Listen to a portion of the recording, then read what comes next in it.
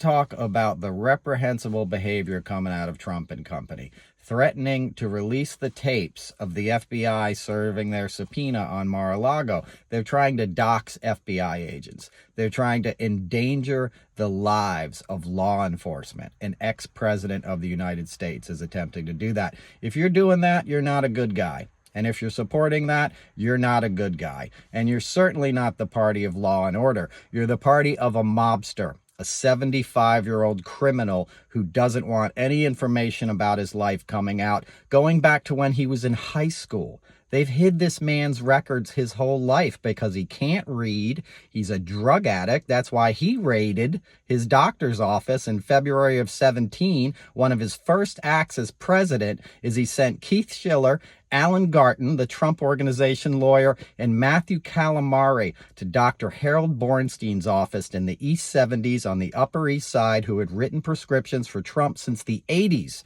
for benzodiazepine and peen and Adderall since it was invented in the late 90s, right? Trump didn't want you to know he's addicted to drugs because he can't freaking read. The dude's a moron and a criminal. Okay, when he built Trump Tower with a bunch of concrete that he bought from Fat Tony Salerno and Paul Castellano through the Teamsters, he had to give the Teamsters' girlfriend a penthouse in that tower to keep the concrete flowing. When she moved in, she got a knock on the door a few days later. It was Trump guys, and they said, "We're here to put in the phone lines." And she goes, "Hang on a minute." And she calls her boyfriend, John Cody, who was the crooked Teamster head, and said, "Trump guys are here and they want to put in phone lines." And he goes, "Hell no, don't let them in." Dude was trying to bug the mob. Dude had his own switchboard at Mar-a-Lago so he could listen into people's phone calls. He's had private cameras in pretty much any room he's ever let anybody stay in.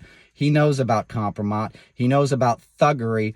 And that's what the GOP is doing. They're trying to shake down the FBI to protect a criminal.